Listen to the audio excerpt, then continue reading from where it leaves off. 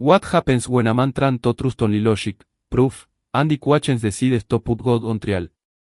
This is the true story of Jeffrey Lang, an American mathematician who rejected religion, embraced atheism, and then, against everything he believed, found himself surrendering to Islam. This is not a story of blind faith. This is a story of resistance, fear, and truth that refused to be ignored. Jeffrey Lang was born in the United States in the early 1950. He grew up in a typical American, working-class family. His parents were Christian, and like many American families at that time, religion was present but not deeply intellectual or philosophical. Christianity was more about tradition, church on Sundays, and moral values than deep questioning. As a child, Jeffrey Lang was very intelligent and very curious. He liked asking questions that many adults found uncomfortable. Even at a young age, he wanted to know why things were true, not just what was true. If someone said, God exists, he wanted proof. If someone said, this is right or wrong, he wanted a reason. He was especially good at numbers and logic. Mathematics made sense to him because it was clear, precise, and honest. In math, if something was true, it could be proven. If it was false, it could be shown to be false. There was no room for emotional excuses. This logical mindset would later play a huge role in his spiritual journey. During his childhood, he attended church and learned basic Christian teachings. But even then, he felt something was missing. The answers he received about God felt vague, emotional, or circular. When he asked difficult questions, about evil, suffering, or contradictions, he was often told to just have faith. That answer never satisfied him. As he grew older, these doubts did not disappear. Instead, they grew stronger. As Jeffrey Lang entered his teenage years, his questioning nature became stronger and sharper. This was the stage of life where many people either accept religion deeply or begin to reject it. For Jeffrey, religion began to collapse under scrutiny. He started noticing contradictions in what he was taught. Different churches explained God differently. Some said God was loving, yet the world was full of suffering. Some said God was all-powerful, yet evil still existed. When he asked priests or religious teachers serious questions, the answers often sounded rehearsed or avoided the issue entirely. This frustrated him deeply. At the same time, Jeffrey was excelling in mathematics and science. These subjects rewarded doubt, questioning, and proof. If something didn't make sense, you didn't believe it, you tested it. Slowly, he began applying the same standard to religion. By his late teens, Jeffrey Lang felt that Christian theology did not hold up logically. The idea of original sin, inherited guilt, and unclear explanations of God felt irrational to him. He didn't feel hatred toward religion, he felt disappointment. He wanted truth, not comfort. Eventually, he made a difficult decision, stopped believing in God altogether. Jeffrey became an atheist, not because he wanted to rebel, but because he believed honesty demanded it. To him, believing without proof felt intellectually dishonest. He believed that humans created the idea of God to explain fear, death, and the unknown. However, something important happened here. Even though he rejected belief in God, he did not become arrogant or careless. Instead, atheism brought him inner conflict. He felt free from religious rules, but also deeply unsettled. Life felt cold, mechanical, and empty. If everything was random, then suffering had no meaning. Love had no foundation. Morality had no anchor. He pushed these thoughts aside and focused on his studies. Jeffrey Lang went on to university, where he studied mathematics seriously. He later became a professional mathematician, eventually earning a PhD and becoming a professor. Outwardly, his life looked successful. Inwardly, something was still missing. He had answers for equations, but no answers for why life mattered. By his late 20s and early 30s, Jeffrey Lang had achieved what many people consider success. He was a respected mathematician, teaching at university level. His life was organized, logical, and stable. From the outside, everything looked fine. But internally, Jeffrey was struggling. Atheism had not brought him peace. Instead, it created a quiet but constant anxiety. He began to think seriously about that. If there was no God, no afterlife, no higher meaning, then that was simply the end. Complete nothingness. This thought terrified him not emotionally, but existentially. He asked himself questions that logic alone could not answer. Why do humans care about justice if the universe is indifferent? Why does conscience exist if morality is just social conditioning? Why does suffering feel wrong if nothing has purpose? He realized something important. Atheism answered fewer questions than expected. Despite rejecting God, he found himself talking to God during moments of fear or desperation almost unconsciously. This disturbed him. Why would an atheist pray? Why would his mind reach for something he claimed did not exist? This contradiction haunted him. Jeffrey decided that if he was going to reject belief in God, he needed to do it honestly. That meant re-examining religion seriously, not emotionally, not culturally, but intellectually. He promised himself, if God exists, he will accept it. If not, he will reject it completely. So he began to study religion, not as a believer, but as a critic. He read philosophy, theology, and arguments for and against God. Most religions studied felt man-made to him, full of historical baggage, political influence, and unclear theology. Then something unexpected happened. He started having recurring nightmares. In these dreams, he felt judged, exposed, and accountable. Not by people but by a higher authority. These dreams disturbed him deeply. They didn't feel symbolic. They felt personal. Shortly after, Jeffrey Lang encountered the Quran for the first time. He did not open it with faith. He opened it with skepticism. When Jeffrey Lang first picked up the Quran, his intention was simple, to disprove it. He expected to find contradictions, mythology, or emotional language designed to manipulate believers. He approached it the same way he approached a mathematical problem, with skepticism and precision. But something immediately surprised him.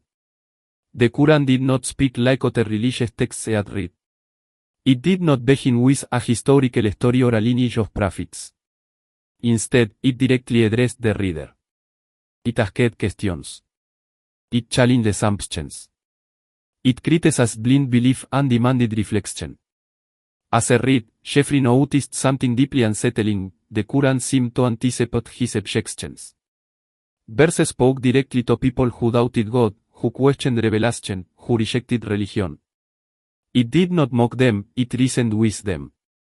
It appealed to intellect, conscience, and human experience, not tradition. Even more disturbing for him was the Quran's tone. It did not beg for belief. It did not apologize. It spoke with absolute confidence, as if truth did not need validation. As a mathematician, Jeffrey was struck by the Quran's internal consistency. Over hundreds of pages, revealed over decades, it maintained a unified worldview. The concept of God was simple, clear, and uncompromising: one God, eternal, independent, not human, not divided.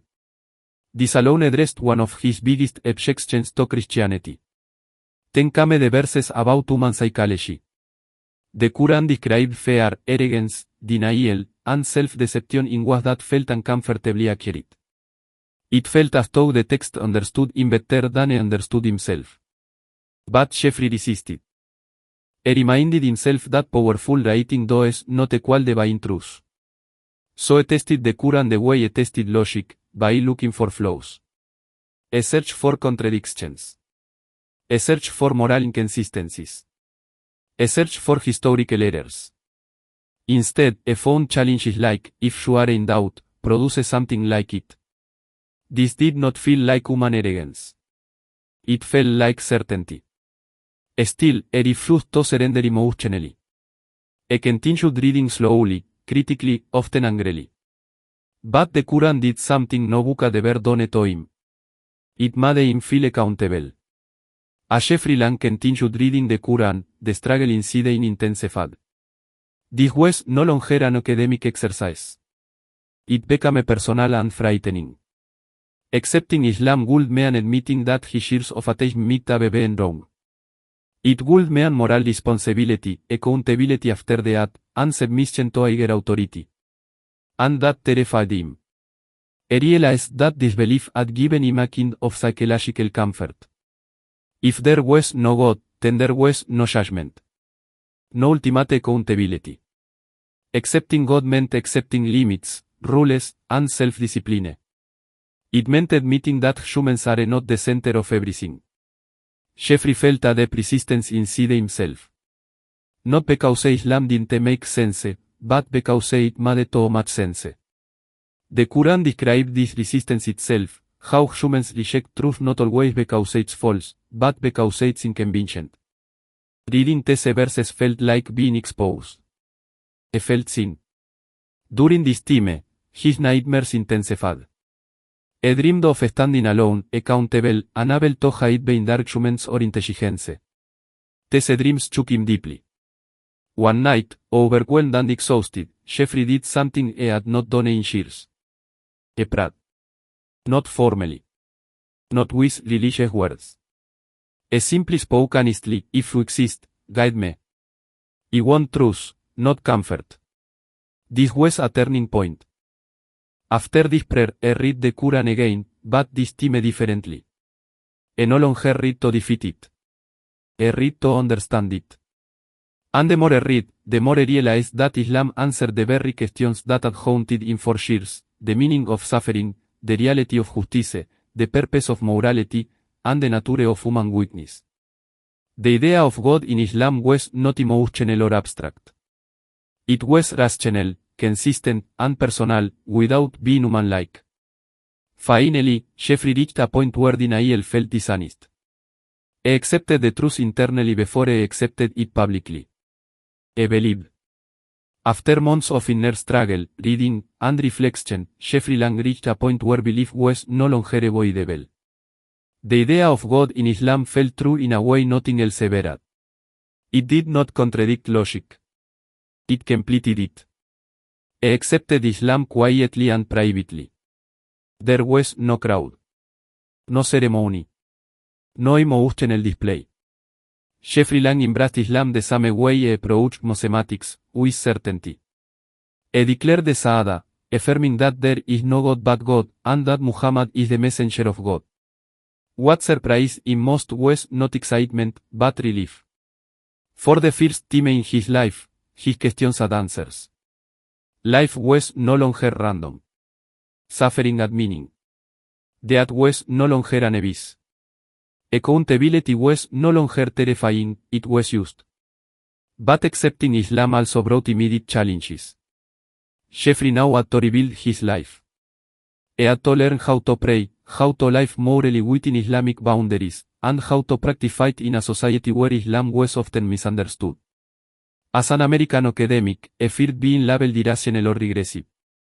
He struggled with prayer at first. Concentration was difficult. Doubt still whispered. But unlike before, doubt no longer controlled him. He understood that faith was not blind, it was a commitment to truth after recognition.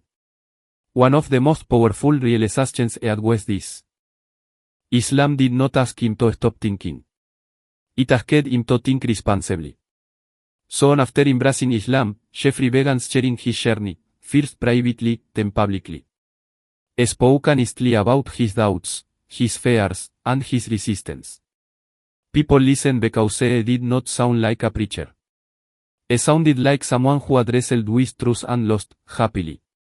Later, he wrote books describing this journey, including Struggling to Surrender, which became widely read among converts and skeptics alike. Islam did not erase his intellect. It gave it direction. After accepting Islam, Jeffrey Lang did not retreat from the world. He stayed exactly where he was, inside the academia, inside the American society, inside the difficult conversations. But now, he carried a new responsibility, to live honestly as a Muslim in a culture that often misunderstood Islam. He continued his work as a mathematics professor, showing through his life that faith and intellect are not enemies. To his students, was still the same rational, soulful teacher. The difference was not in his mind, but in his purpose. Jeffrey began speaking publicly about Islam, not to convert people, but to explain. Focused especially on Western audiences, skeptics, atheists, and people who felt alienated by traditional religious language. Spoke their language because he had once been one of them. His books became central to his legacy.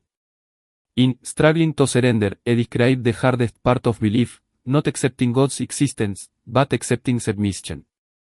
The book resonated deeply with converts who struggled with ego, discipline, and doubt. In Even Angels Ask, he explored difficult questions about evil, suffering, free will, and God's justice, without pretending that fight removed pain. Jeffrey Lang emphasized a crucial idea: Islam is not about perfection. It is about direction. He openly admitted that he still struggled. He still questioned. He still feared. But now those struggles had context. They had meaning. Fight, for him, was not a finish line, it was a path. Over time, Jeffrey became one of the most respected Western Muslim intellectuals, especially among converts. His story reassured people who felt broken or unsure that doubt does not disqualify belief, it can lead to it. As of recent years, Jeffrey Lang lives a quiet, private life, away from public spotlight. He no longer seeks attention. His work continues through his books, lectures, and the countless people whose lives were changed by his honesty. His journey can be summarized simply: a search for truth without fear. And when truth demanded surrender, he surrendered.